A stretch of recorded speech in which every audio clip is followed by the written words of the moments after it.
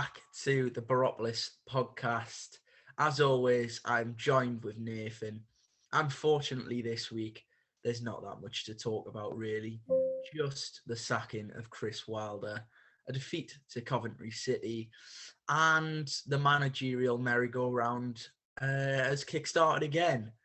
Nathan, of course, there's absolutely tons to get into, but on a personal level, before we delve into the mess, which is Middlesbrough Football Club at the moment, how are you doing? Yeah, all good on a personal level, settling back into things at university, and looking forward to weekends and being let down by Borough. So nothing really has changed as of that, but as you say, plenty to get into that we need to sink our teeth into. So we'll get into it. Yeah, let's get on with what's probably going to be a long podcast. So I think the best way to do this, Nathan, is to go really right back to the start of last week, before the Coventry game, in the midst of the international break. And really, rumours at the start of last week, rumbling on. I think what started as a little bit of boredom from a few people on Twitter developed into something a little more. Chris Wilder being heavily linked with the Bournemouth job, rumours that he had applied, rumours that he wanted the job and he wanted out of Middlesbrough, to which, in fairness, later on in the week, were categorically denied by Chris Wilder. Said if he'd had social media, that could have been put to bed much earlier than what it did, of course. So then obviously we get on to Saturday, play Coventry away at the CBS Arena, and Chris Wilder puts out a very, very interesting team. Of course, he drops Isaiah Jones and Ryan Giles, who, for a lot of people, are Middlesbrough's two biggest attacking threats, and replaces them with Tommy Smith and Mark Bowler. Borough fail to really create anything. They fall to a 1-0 defeat, courtesy of who else but a Victor Gyökeres goal. After the game, a lot of people disgruntled, a lot of people not happy with the performance, but probably not a lot of people thought what would happen would occur in the following days. Of course, Monday morning, we get a few messages from people that we know saying, I think this may be about to happen. We sort of questioned it at first. We thought, surely not. But lo and behold, Chris Wilder has left Middlesbrough Football Club, or sacked, as the statement really sort of insinuated. Interesting choice of wording in that statement, Nathan. But your immediate reaction to somewhat of a shock bit of news on Monday morning?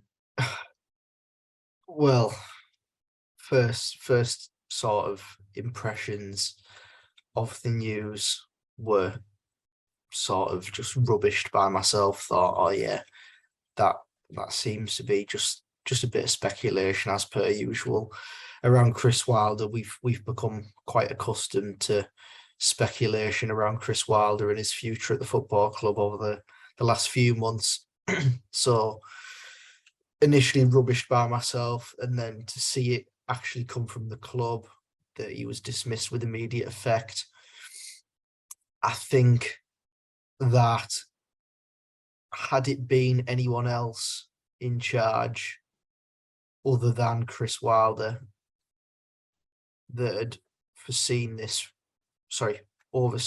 run of results over the last few months, that have been sacked long before Chris Wilder has been. The run over the last 20 games has seen us pick up 21 points. So what would be the equivalent to 7 wins and 13 defeats.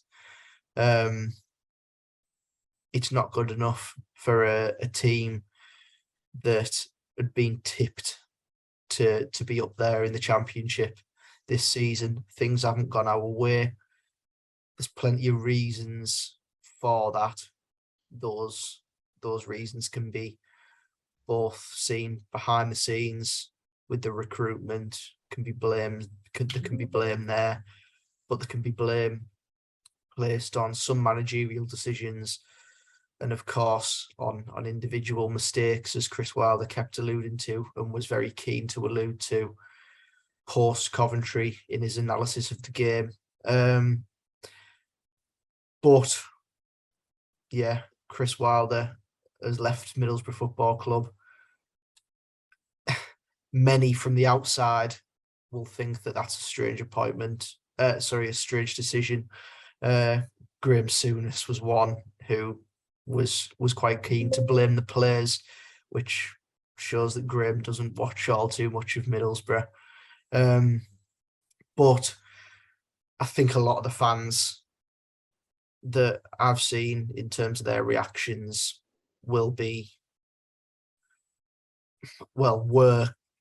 not very shocked in the end by the decision. It was sort of coming to a crossroads in our season where we were either making a change or just going to have to stick it out with Wilder and hope for the best that he'd be able to change it round. But we've took that risk, sacked Chris Wilder, and we await who we're going to appoint.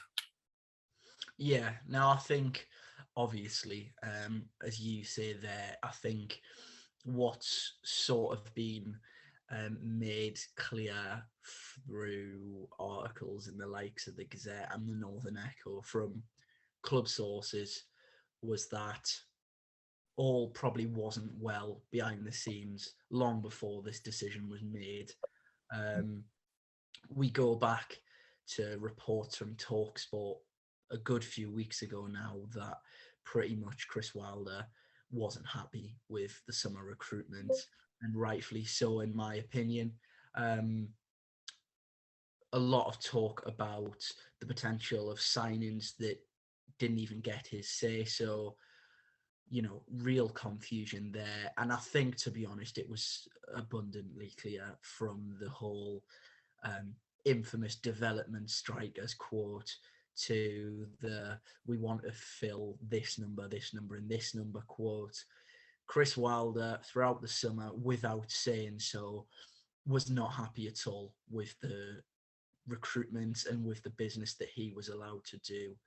Now, we've had this discussion already, and I don't think we really need to get too drawn into it, because we've made our feelings clear about the recruitment and what went wrong and what went right. But for me, all of this comes back to a great post, actually, that I seen on Twitter. And forgive me because I can't remember who posted it, but it was 4 snippets of articles from 4 previous Middlesbrough managers, all pretty much saying that they felt that they weren't fully backed and they didn't manage to get what they would like to pretty much fully put their ideas across. For me, I know I've got my own opinions, but I want to ask you first. Do you think that's a fair argument? Because I've seen the other side of this argument where people have said, a manager, if it's a great manager, should work with what he's got and be able to be adaptable. And to be honest, at the end, it really was quite clear that Chris Wilder wasn't going to be adaptable, whether that was through him just being a little bit sort of regimented and saying, listen, well, I'm not going to change what I want just because I haven't been given it. Do you think that is basically a long drawn out problem if we look at the bigger picture, as in the club, as in the people that make these key decisions? rather than just the standalone decision of Chris Wilder being sacked by the football club. Well, it looks to be somewhat the case, doesn't it? Going back, I'm only going to go as far back as Woodgate, but under Woodgate, in that summer window, we signed Marcus Brown, Anthony Dijksteel, Mark Bowler, players from lower divisions that were yet to prove themselves in the Championship. Players that were probably at the time could be seen as development players, where the squad at the start of that season, it needed improving, and it wasn't improved upon, and it left us in a very, very sticky situation towards the back end of that season, where we fought relegation. Then under Neil Warnock, I think if you just look at last summer's window, you could see that the club was going in two different directions with recruitment. Some signings you could say were Neil Warnock type signings. You look at the signing of Uche, I think Matt Crooks could fit into that as well. And then you look at other signings like Martin Piero, who clearly weren't Neil Warnock signings, were signings made by the club. And then, of course, this summer as well, where you see signings like Darragh Lenihan, Ryan Giles, that are clearly Chris Wilder's type signings. And then the signings of Marcus Force and Matthew Hoppy, who are brought in with the tag of these two are development players, are ones for the future. And you wonder why these two have been brought in when we need players for the here and now, and the here and now should be prioritised, in my opinion, based upon the improvements that we saw in the side last season. A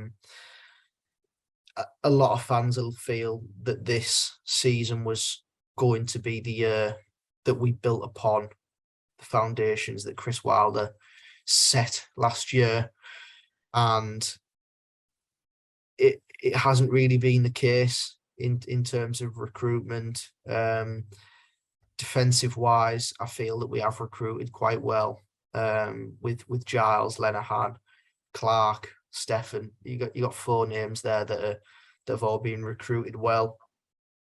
But then you look in midfield, and of course Tavernier is a loss. You can't help anything. You can't do anything to help that. A player that shone last year in the Championship for us was looking to step up. Okay, a lot of people might say, okay, but what about the transfer fee? Unfortunately, I don't deal with the transfer fees at Middlesbrough Football Club and how much they value players. But people will say that he's been undervalued by the club. And at this moment in time, when you look at the current performances on the pitch and the current performances of our midfield in particular, it looks like he's been massively undervalued, and his effect and impact on the side last year is evidently massively been underappreciated by the hierarchy. He's been failed to be replaced. It's always easier said than done to do that with a player that offered us so much last year.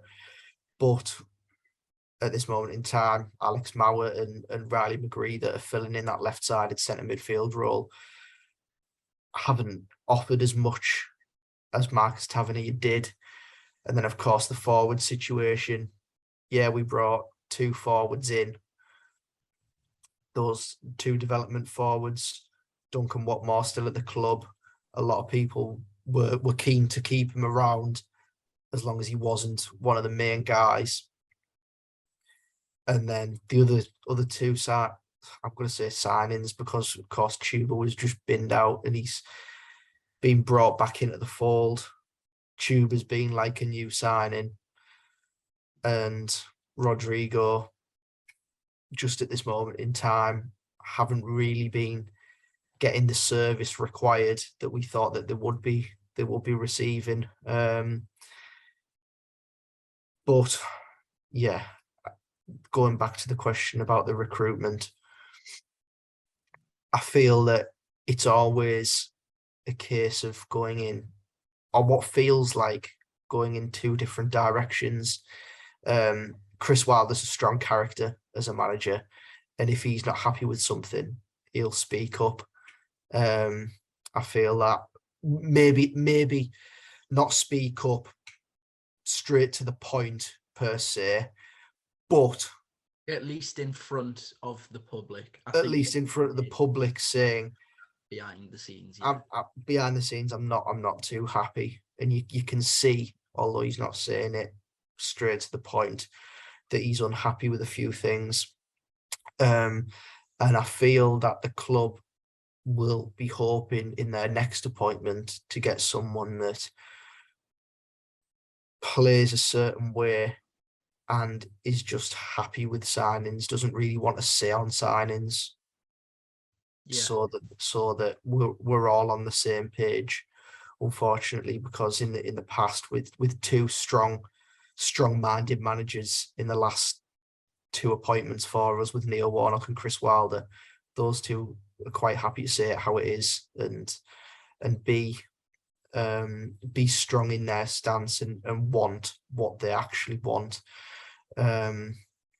So yeah, it's a strange sort of summer window that we've had, because there were initial signs in rumours with players that things were all going well, but at the end of the day, we didn't replace Tavernier in any sort of way with a long-term replacement, and we didn't get in forwards that would have improved us massively. Okay, we got Rodrigo in.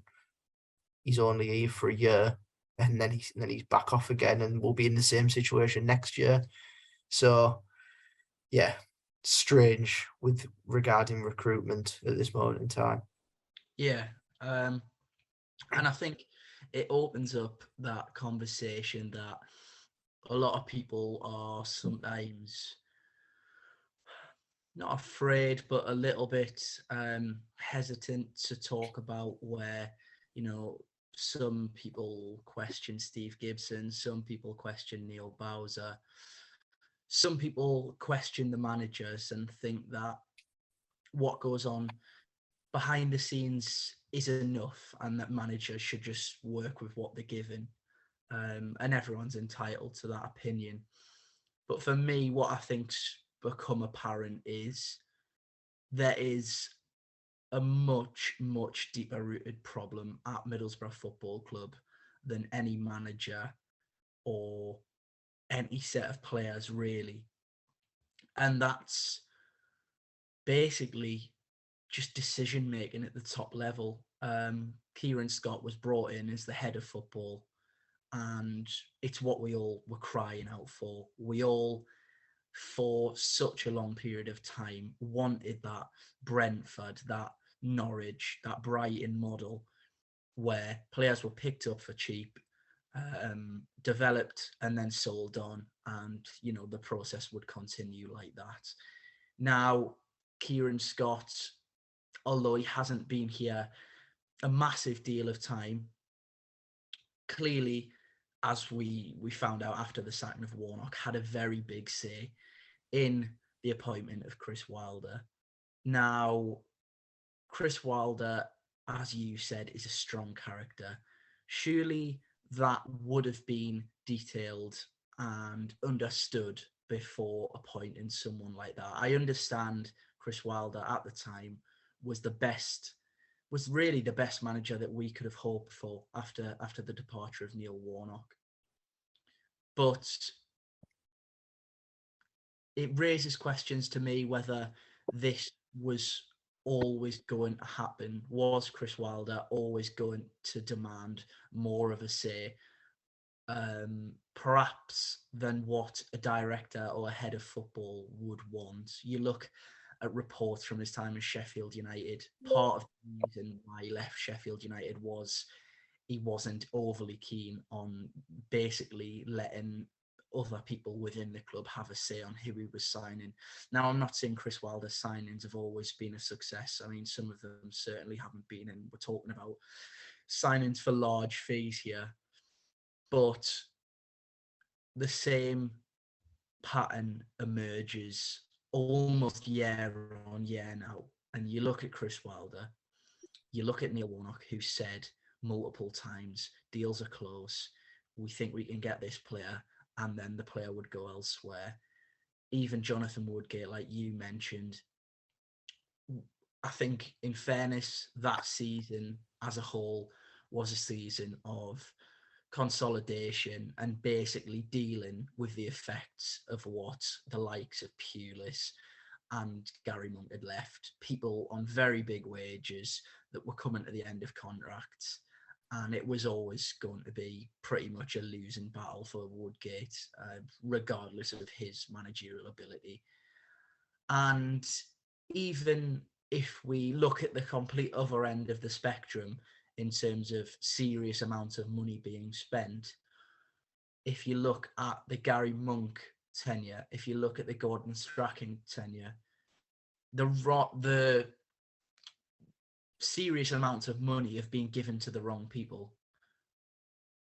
And it all goes back to appointments and really one person in particular. And he invests a lot of money in the club. I said this last podcast, that cannot be questioned at all. But for me, I look at the way the club's being ran and think that Steve Gibson is probably still having too much of a say on footballing decisions. Now, I know it's completely his right to do so. He owns the club. It's his money at the end of the day that's being spent on transfers. But we can't afford to keep on going from manager to manager to manager. And we'll get deeper into the Chris Wilder situation because that's its own situation, isn't it? With the Burnley speculation and everything that unfolded in that scenario. But what's become apparent to me is if we are going to go down the route of a head of football and a manager, then we simply need to employ, and this isn't me having a dig, we simply need to employ a little bit of a yes man that's going to be happy, that's going to be happy to say, oh, well, if I don't get this budget, I'm still quite happy to work with it. I'll allow Kieran Scott and other additions in the scouting department to make me recommendations and get deals over the line. Even getting deals over the line has been an issue for a long time now. And that's, I mean, we've heard numerous times that Neil Bowser has pretty much ruined transfer deals. So, I mean, we could probably do a podcast on that by itself. But for me, again, I can't help but look at this situation just as a Chris Wilder sacking situation. The club, for me, for as long as I can remember, well over a decade now, have just got decisions wrong. And something needs to be done. You can't keep on doing so, trying to go long term, then going short term, then going long term, then going a bit longer term, and then actually deciding, no, we're not going to go with that. So it's incredibly frustrating. It's really the last thing you want to see from your football club, and unfortunately that has been the last few years now. In no way, sorry, am I saying that Middlesbrough should be winning the Championship or in the Premier League every single season. Historically, we are not that club. But I think in terms of what we can offer from, in fairness, an excellent training ground and facilities paid for by Steve Gibson and a good stadium and a good history, that loitering around the bottom of the Championship, scraping the barrel for managers out of jobs and not even really considering managers that are actually in jobs, it's just unacceptable, to be honest, Nathan. Yeah, I did see a sort of a post yesterday that said in Steve Gibson's full time as chairman and owner of Middlesbrough, he's never actually ever appointed a manager that was in a job at the same time. He's never paid compensation for a manager. So it just goes to show the type of appointments that we have been making over recent years. Those that have been sacked from jobs and are out of jobs. So I think that's why a lot of the sort of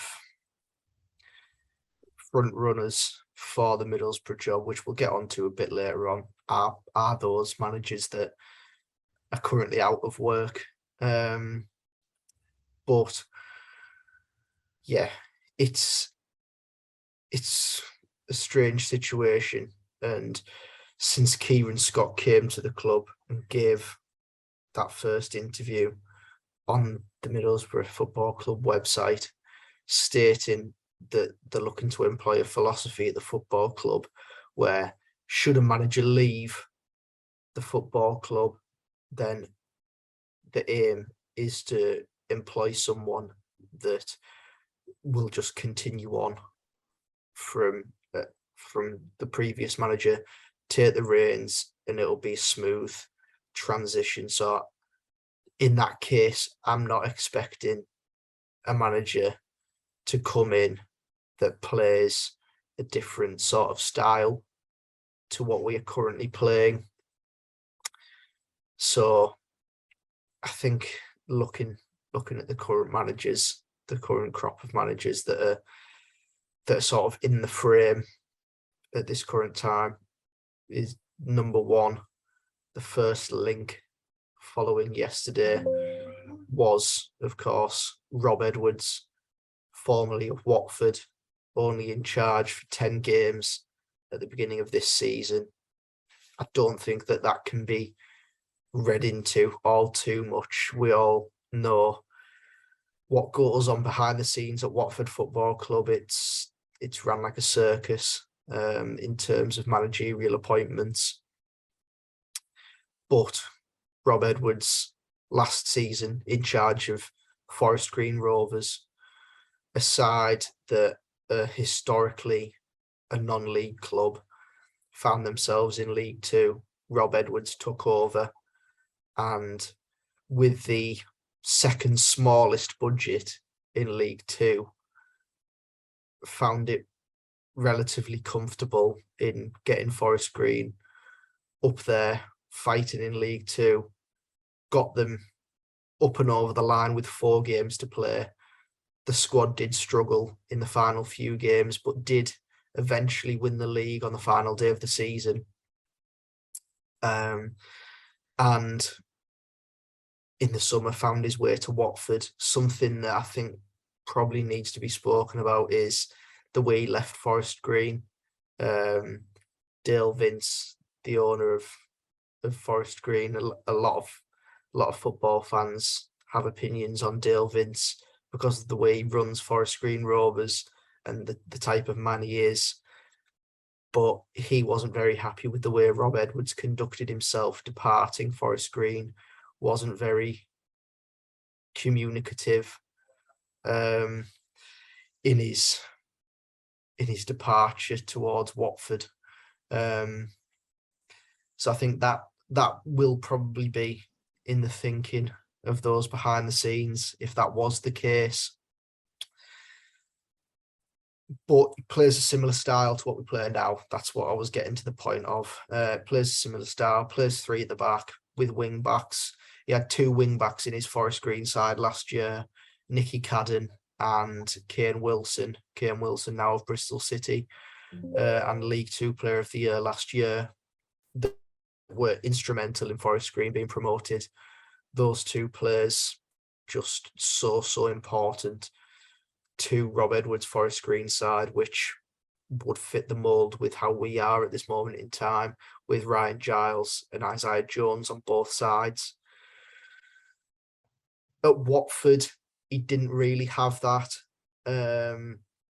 a lot of Watford fans were clamouring for the club to sign a right wing back in the summer, and they signed an aging Mario Gaspar, who a lot of them were not very pleased by.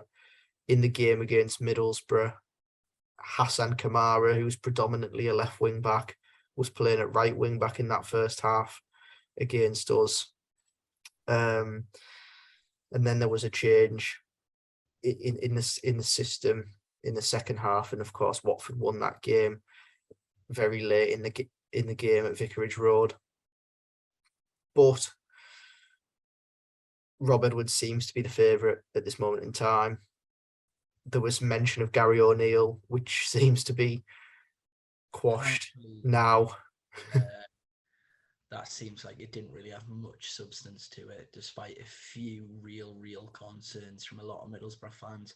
I don't even really want to give Gary O'Neill the time of day, to be honest, because I think from the stories of his bookings during his last few years at Middlesbrough, he's just made himself look a bit of a prat, really. So, yeah, that's been squashed, thankfully. But as you say, Nathan, you really obviously went in depth as to what Middlesbrough fans could expect from Rob Edwards. And again, as you mentioned, it's a manager that is out of a job. And before we really potentially go back and look at some of the candidates and some of those rumours, I just still want to basically talk about where it went wrong for Wilder, to be honest, because I think we sort of almost skipped over it a little bit. Obviously, the first couple of months, as we will always remember him for, as Middlesbrough manager, were fantastic, really. We had the wins, of course, in the cup games, Manchester United, Tottenham. We had the Blackpool game. We had the derby at home 4-1. Everything seemed so rosy. Everything seemed like we'd been waiting for Chris Wilder to come and basically sweep the club off his feet for years, to be honest. It seemed like a perfect fit. Yet it ended almost so sourly with the rumours of other jobs and his annoyance, really, at what was going on at the club. Do you pinpoint a certain moment when you yourself really did start to lose confidence in Wilder? And actually, would you have made the decision that was made? I mean, from my perspective, obviously, Burnley, not so long after the cup sort of run, changed a lot, didn't it? In terms of form more than anything. There was that week where he failed to address speculation.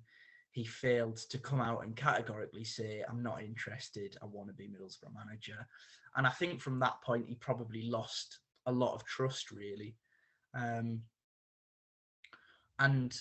although I've gone deep into decision-making at the club, I think what was clear to me was that although Wilder didn't jump ship, if the right offer had have come around again, there was always that danger. I don't think he was ever 100% committed.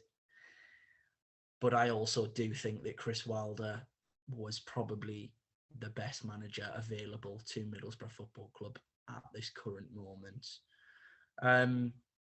Nathan, just your thoughts on that, really, on where you think it did go wrong, and also whether actually you were behind the decision or you thought that he should be given more time. I don't think I ever lost confidence in the manager, because I believe that he did deserve some credit for sort of turning us round towards the end of last year and through the new year. Plenty of fantastic results during that time. But the Burnley speculation is always going to be pinpointed as the moment that, as you say, trust was lost between. I think a lot of the fans began to sort of be a bit wary of Wilder and think, well, he could just jump ship at any time, so we're not going to be too fussed by him. So yeah, the Burnley speculation is going to be one. I think that something that will go quite understated is perhaps a lot of that run that we went on around Christmas time last year can be pinned down pretty much solely on individual brilliance of Isaiah Jones during that time. He was arguably one of the best players in the division at the absolute peak of his powers last year, when he was on absolute flames and he won us games by himself at times. You look at that Derby game at home, Isaiah Jones took the game away from Derby towards the end of that first half. He got us that winner against Blackpool by winning the ball off Dimitri Mitchell and driving forward. There was plenty of other moments from Isaiah Jones that won us games that we probably weren't going to win without him. So I think a lot of people will say, oh, well, look how good the run was under the leadership of Chris Wilder. But a lot of people will miss out that Isaiah Jones played such a key part, and had he not been in that side and on that electric form that he was on, then we probably wouldn't have won those games, and the run probably wouldn't have been quite as good. But the Burnley speculation put a spanner in the works. That's the point, that the spanner did go in the works. We played Hull at home, got beat in a game that a lot of fans were sort of hoping was going to be a routine win, but we struggled. There's at points last season where Wilder got things wrong. Barnsley in that first half got it wrong by shifting Johnny Howson out of his usual position, playing him further forward and throwing James Lear-Saliki in midfield. Okay, he may have had to bring Saliki into midfield that day, but why remove Howson from his usual role where he played so well? You look at games towards the back end of last season. So there's one, Barnsley, where we conceded 3, conceded 4 at Sheffield United, conceded 4 at Preston. We've conceded many goals this year. I don't know the exact defensive record. I haven't got it right in front of me. But 3 at QPR, 2 at home to Sheffield United, 2 away at Stoke in a game that we should have won. There's been plenty of goals conceded. And perhaps Wilder's been too stubborn in his decision-making, too regimented in the way he wants this team is set up, and reluctant to change things. And I think that Saturday was just nothing short of shocking, really, to play a system that is so heavily reliant upon wing backs, and it's clear to see. He's been here 11 months now, and it's evident for everyone that's watched Middlesbrough over the last year that this side, for it to thrive, needs output and good performances from its wing backs, and wing backs that are just, most importantly, effective. Well, I mean, we've seen this season, and I think most fans would agree, that Ryan Giles has been our player of the season, and that decision alone, to see him left out of the starting 11 on Saturday, was a real head scratcher. But even Isaiah Jones, people will point to me last week where I said Isaiah Jones is struggling for confidence and daren't take on a man because the fans are on his back. But he's had 2 weeks rest through that international break. He's got some energy back in his legs. He's had 2 weeks on the training ground there. And he's, based on last season, arguably still one of our most effective players going forward. And for him to be dropped onto the bench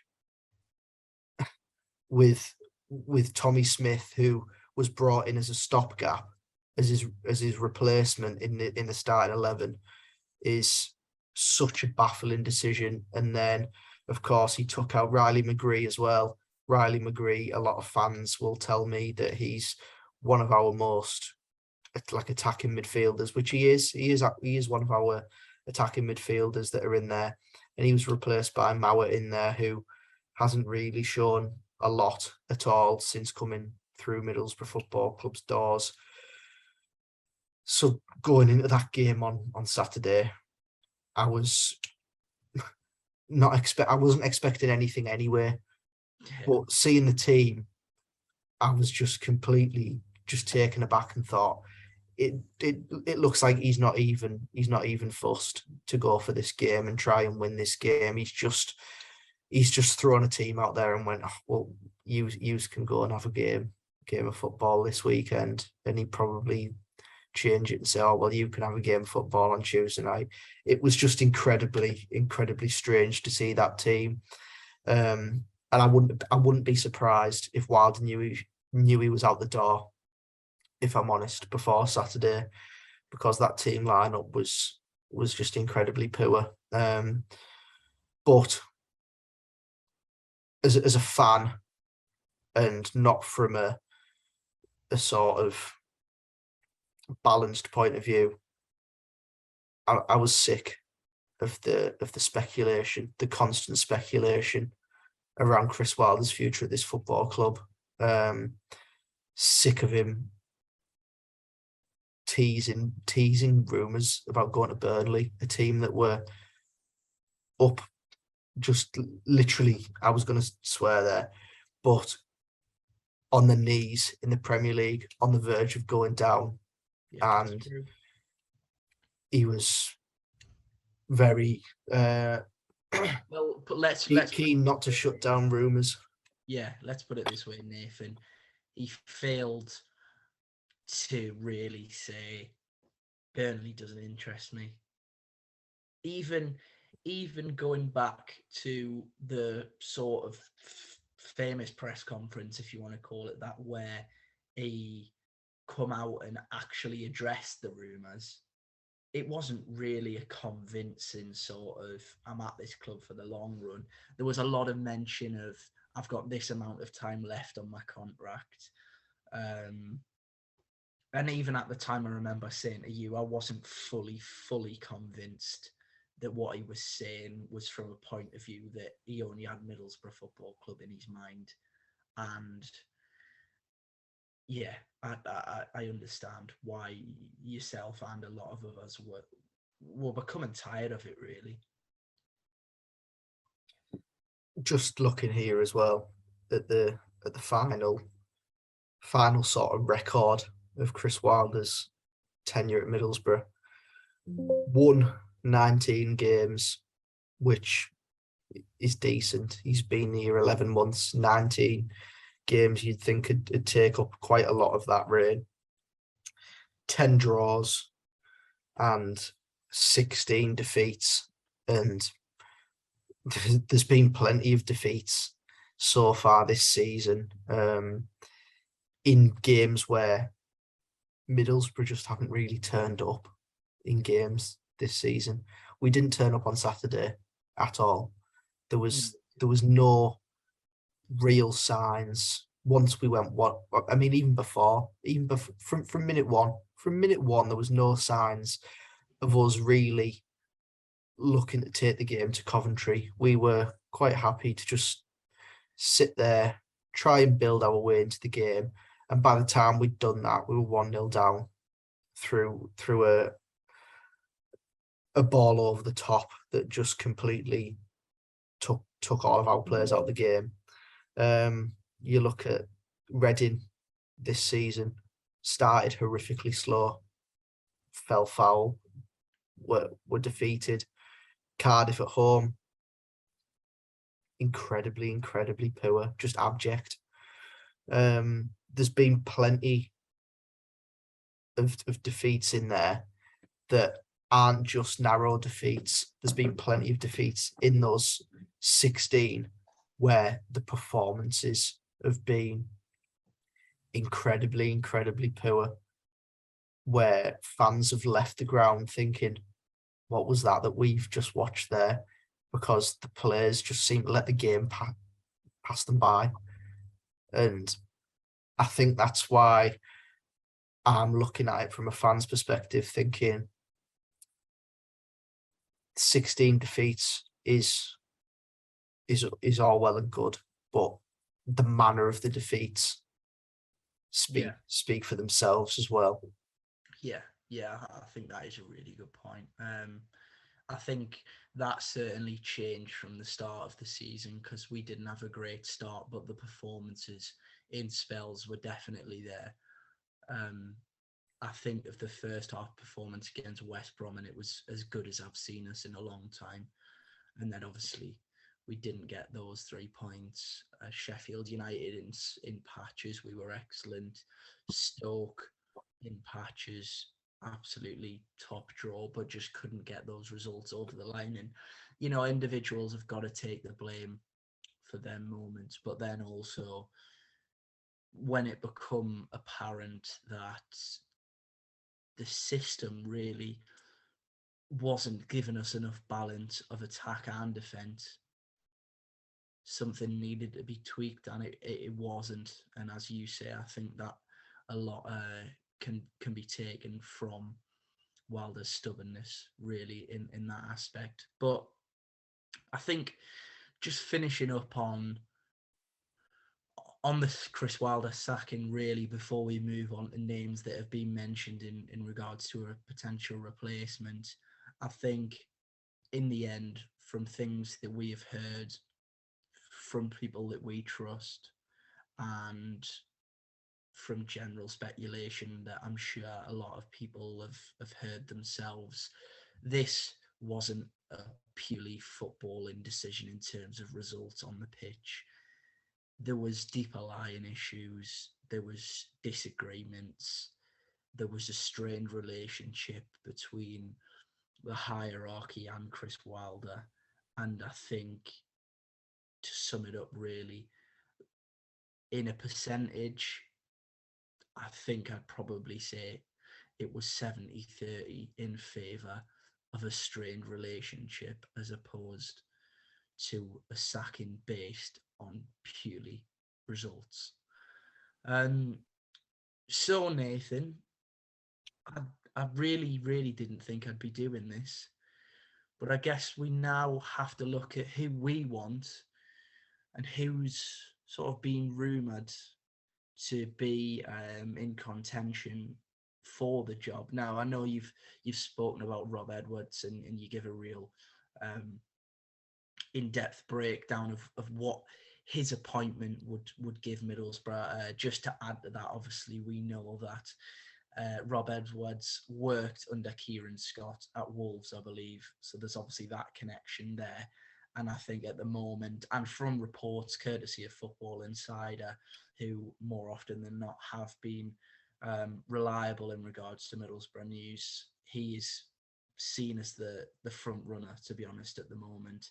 And also John Percy of The Telegraph has also said that he would be interviewed this week. So whilst we're on that topic, I'm going to do a bit of live research and check the odds for the managers, because I know the names, but I want to see if anything's changed. Nathan, I think in terms of what is available. I'm going to be transparent. It doesn't inspire me at all. No names really jump out at me. And that, of course, isn't a great thing. However, and this may sound a little bit sort of contradictory, I'm not sure we actually need a name this time round.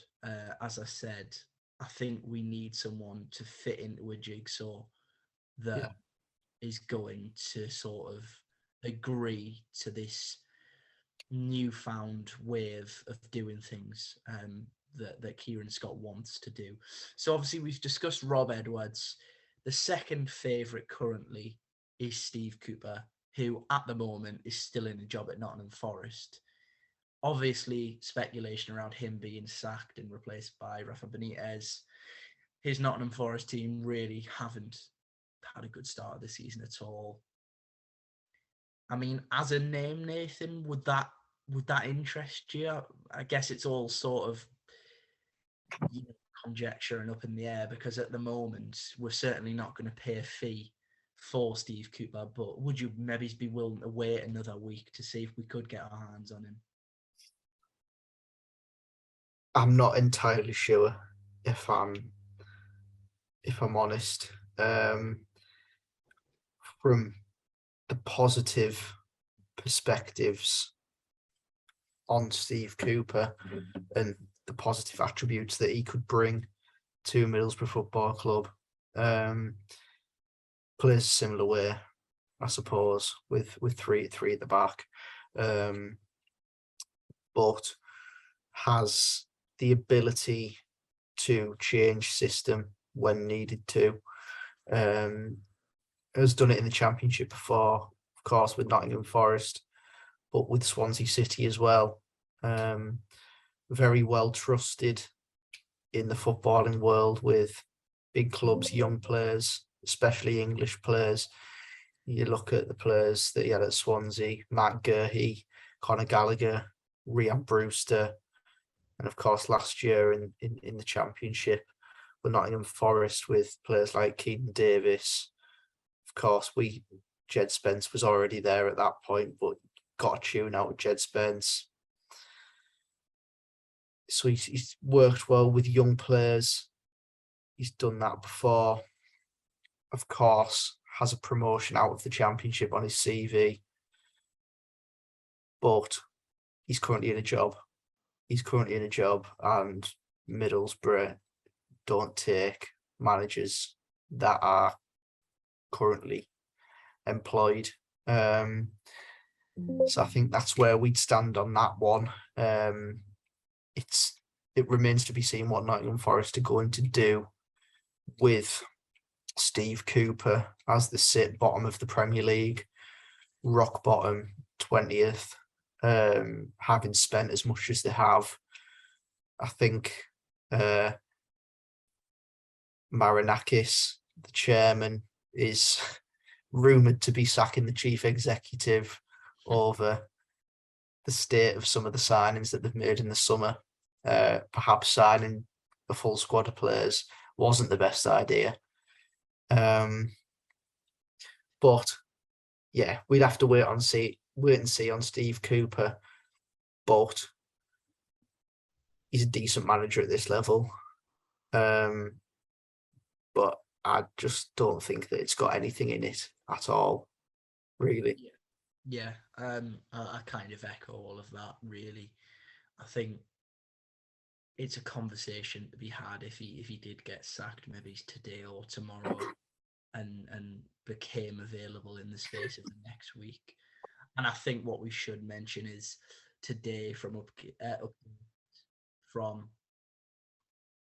updates from the Gazette and the Northern Echo that Middlesbrough are actually quite happy to wait a couple of games to try and get the right man. So, potentially that adds a little bit of fuel to the fire in regards to Steve Cooper's speculation. from that point onwards, there is one more name, but actually, after the name we're about to discuss, there's no one of note that has been heavily linked. Sean Dyche has already been ruled out of the running by the Northern Echo. Gary O'Neill, who we both spoke about as well. I mean, thankfully that has drifted, and his odds are much larger now. But the final name who reportedly Middlesbrough have spoken to is Carlos Corberan. Now, he's also on Hull City's wish list. I think from speculation, although it seems as though they may actually end up going for Carlos Carvajal um, of Sheffield United's dream from a few years ago. I actually forgot he existed until I saw them reports today, Nathan. But Carlos Corberan done a very, very good job with Huddersfield getting them to the playoff final last year. Recently sacked by Olympiacos. And I don't think, like Rob Edwards, we can look too much into his previous job. But just in terms of a manager, is that someone that you'd maybe look at?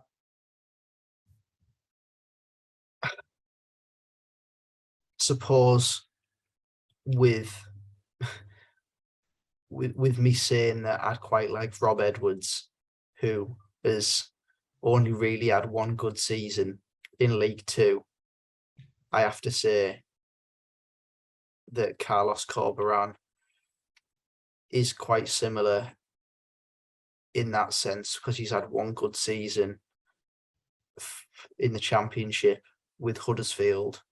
Last season was completely out of the blue for Huddersfield Town. A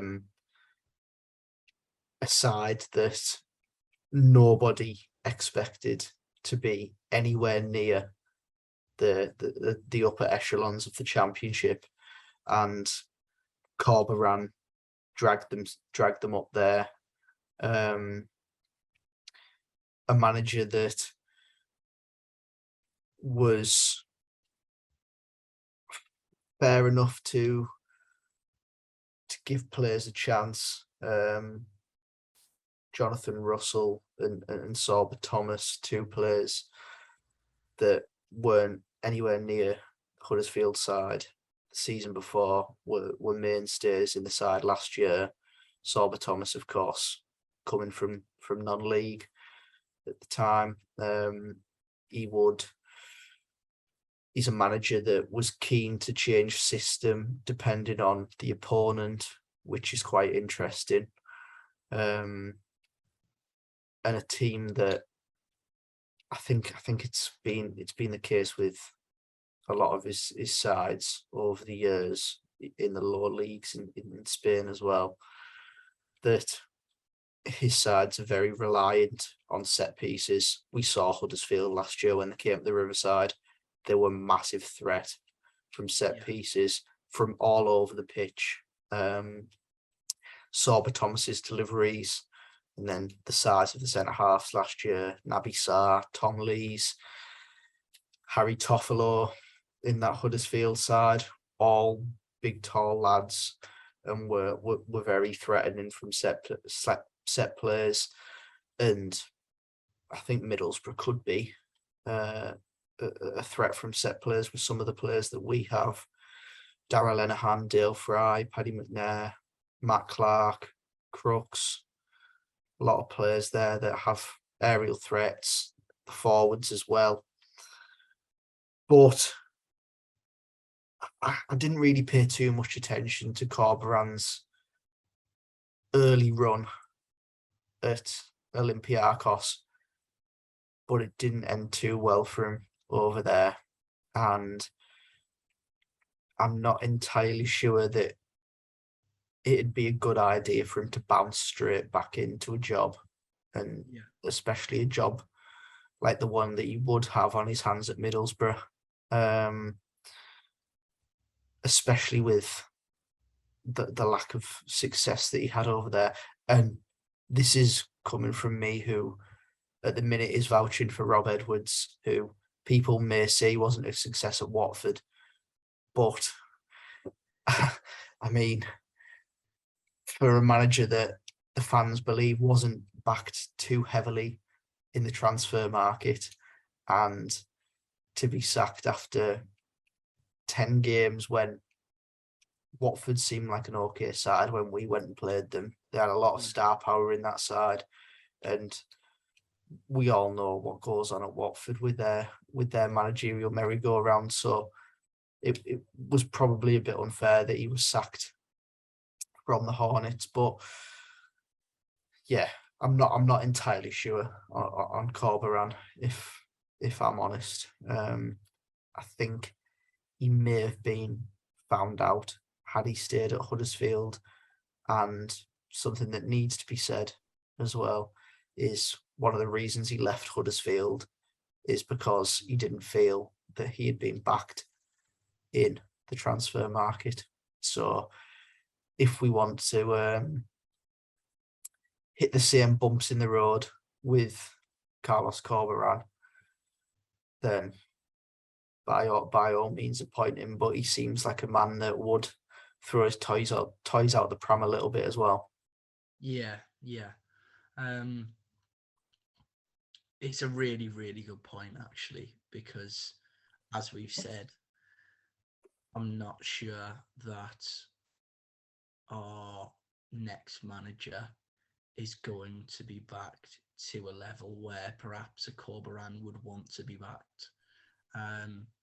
So that certainly is a really good point, because it sort of changes the dynamic or potential dynamic of that manager coming in to the club. We sort of covered the main three, but is there anyone actually that hasn't been mentioned that you'd be interested in? You know, there's not a lot of names really out there that stand out to me. I know Scott Parker has been mentioned, but I really, really wouldn't want to go anywhere near him. To be honest, he nearly managed to mess up 2 promotions with Bournemouth and Fulham, and they had the best squads in the division both times by a long, long stretch. So I'm not even sure I believe that despite 2 promotions, Scott Parker is all that great of a manager. But yeah, Nathan, is there any names or name singular that you look at and think, yeah, I'd like us to maybe interview him or speak to that manager? I don't think that there's any manager at this current time that is free and available that I would like us to go and interview apart from those named. Some in League One that have caught my eye, I suppose. Hasn't really got a plan this year for him, which is Liam Manning, who is at MK Dons, was outstanding last year to get MK Dons into the playoffs. But their recruitment has been outstanding over recent years, and I think that helps them out a lot. So I think steer clear on Liam Manning for now, but certainly one to keep an eye on in the future about where he ends up. And then another man that is currently having a fantastic time at Plymouth Argyle is Stephen Schumacher. Schumacher was the assistant to Ryan Lowe last year at Plymouth. Of course, Ryan Lowe departed to Preston North End. Things aren't going too great there either for Ryan Lowe, but Stephen Schumacher stayed behind at Plymouth, took over the reins. They narrowly missed out on the playoffs last year, and this time around, things look to be going fantastically well down in Cornwall. He's a manager that is keen to change system and change the way that his team play depending on the opposition. In the last 2 games, they played Ipswich Town, who are second in the division, and have been performing really, really well.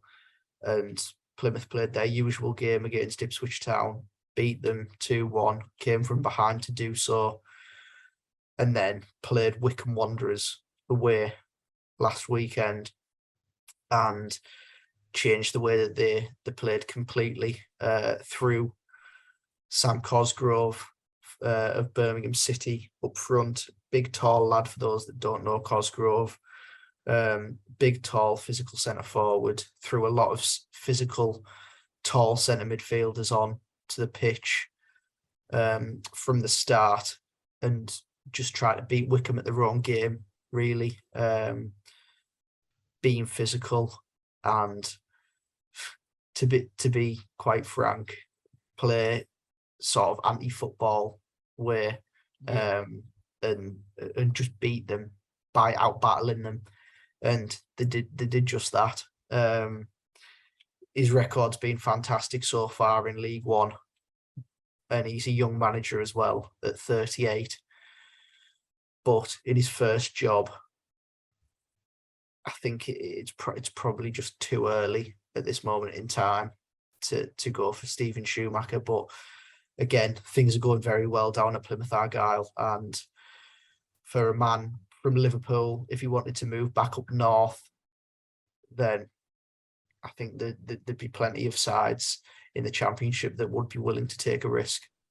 Yeah, certainly. There is one other manager out of contract at the moment that was linked with a return to Huddersfield, actually. And David Wagner, of course, got them promoted via the playoffs, a name that hasn't been linked with the job yet, a name that I thought might have been linked. For me, again, I'm not sure on the style or the sort of formation matchup, and whether that would be such a fit. Another name that I've seen crop up, Michael Carrick. Now, he had a very, very small time as interim manager at Manchester United. Seems to have somewhat of a reputation for improving players, but I can't really give much more on that because, I mean, it would be his first job. But I guess in terms of, if you look at history as a factor, you know, we give Aitor Karanka his first job as a manager. We also obviously did the same for the likes of Steve McLaren and Gareth Southgate as well. So there's that option. And there's also Mark Robbins' name, which has been mentioned, who I think for me, although he's a fantastic manager, I believe he's very much in a situation where his current club suits him down to the ground, and he probably won't want to leave. He also probably won't have as much success at another club. And obviously, most importantly, we know that Middlesbrough don't pay managers, and Coventry would certainly want a fee for Mark Robbins. So I guess we can cross that name off the list. I think it's time to look ahead now to Birmingham, Nathan. And obviously, since the sacking, we've had the news that Leo Perkovic would take interim basis along with a coaching setup of Mark Tinkler, Craig Liddell, and also Lee Cattermole. I think they've pretty much been told that their time in charge will be a game and 2 games at most. I guess we've just got to try and get points on the board. I think the main real talking point about Leo is that pretty passionate sort of interview he gave on the club sites today, referencing Middlesbrough songs, really just trying to get everyone behind the team and what's a difficult period for the club. Nathan, what are you expecting from the next couple of games? Hopefully, in some cases, just the players to be infused with a bit more confidence. We need the fans to be on side. And I feel that with Wilder in charge on Wednesday night, that the ground would have been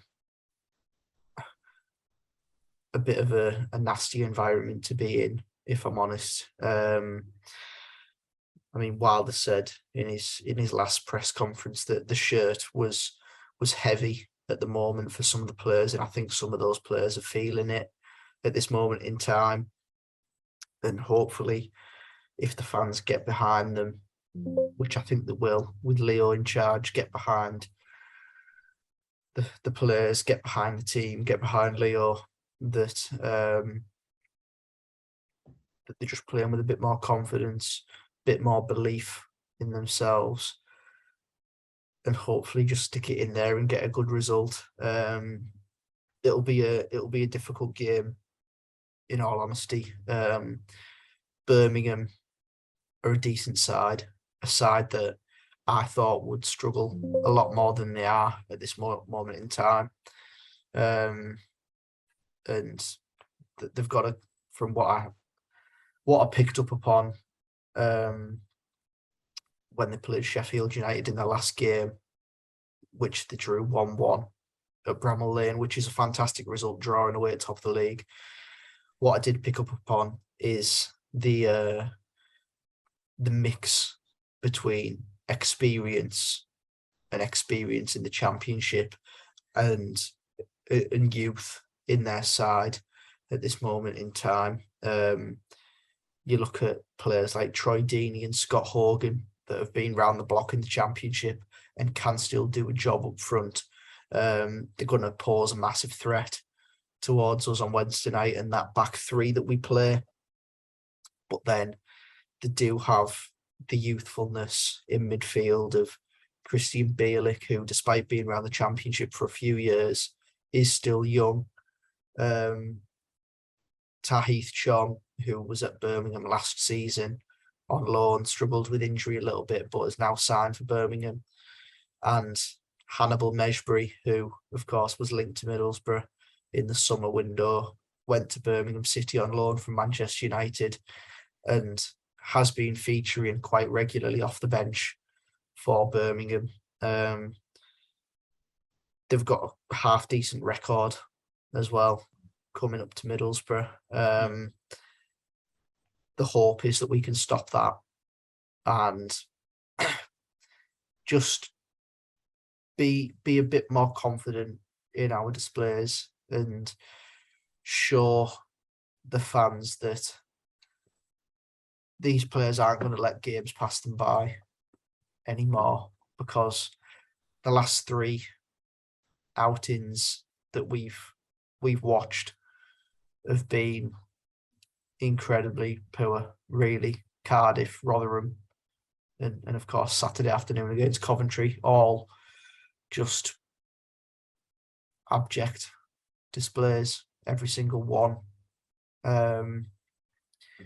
So hopefully the players come out with a little bit more idea, more energy, more intensity in their displays, and hopefully we move on with a positive result.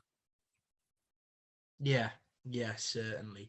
Obviously, we will have Leo in charge, which I'm sure will be an occasion in itself. He'll be geeing the crowd up and doing everything that he usually does, but from a more managerial point of view, I guess. Lee Cattermole also in that coaching setup, who today from the Gazette has been linked with the Middlesbrough job in future years. Apparently sources at the club are quite intrigued by Lee Cattermole's coaching ability, but not at this current moment, potentially a few years down the line. So we'll wait and see how that unfolds, because we all know that Steve Gibson loves a mate to be involved with his club. One thing actually, Nathan, that hadn't even crossed my mind up until you actually mentioned the three at the back is it remains to be seen if Leo may ditch the three at the back. We could go 4-4-2. We could play 7 up front. Who knows? Honestly, we won't really know until the game. I'm just crossing everything that we can get a positive result. That's about as much as we can hope for now. And of course, we will try to keep everyone updated on the managerial process, I guess, the appointment of a manager, that from reports is something that Middlesbrough would like to do relatively soon. And actually, Craig from the Gazette also said that a source had basically insinuated that the pursuit of a manager is more advanced than some may think or have been led to believe. So hopefully we have some news on that, something concrete. I'm sure if an announcement's made, me and you will jump on here and give our thoughts and probably preview the Millwall game. If that happens towards the back end of the week, of course, which we've got to look forward to. But I think that wraps up a fairly unexpected podcast filled with all sorts of emotions, Nathan. It's one, after we beat Tottenham in the FA Cup, I never thought I'd be doing for a good couple of years, but here we are. We're at this point. It's never a dull day being a Middlesbrough fan. But Nathan, is there anything more to add before basically we just cross everything and say good luck to Leo Perkovic? I don't think there is really. Just for the period over Christmas, it was fantastic, wasn't it? Winning games, the team looking confident, everything just seemed to be going so well, and yeah, it soon went so wrong, and we'll be hoping for more days like Man United, like Tottenham Hotspur at home, like Derby County at home. Just, yeah, we'll be looking forward to more days like that. But for now, we'll have to wait and see what the future brings, whether it brings a new manager before Saturday afternoon or not. We'll have to wait and see. But we've got to trust the process. Just got to sit in and hope that the appointment is the right one, and just get behind Leo and the boys tomorrow. And by God, 3 points would be fantastic tomorrow. Yeah, it certainly would be, and it's certainly easier said than done to trust the process. But I guess that's the moment, Nathan. But from me, Nathan, thank you ever so much for watching or listening, whichever you may do. Please get in contact, tweet us, email us, leave a comment on YouTube as to what you think of the managerial situation, who you'd maybe like next, and also keep an eye, of course, on our Twitter, as we'll be trying to keep you up to date. And if you still haven't entered the ticket giveaway for Neil Warnock, then also go and take a look at that on our Twitter account. So from me, Nathan, all that's left to be said is that has been another episode of the Boropolis Podcast, and we'll see you again soon.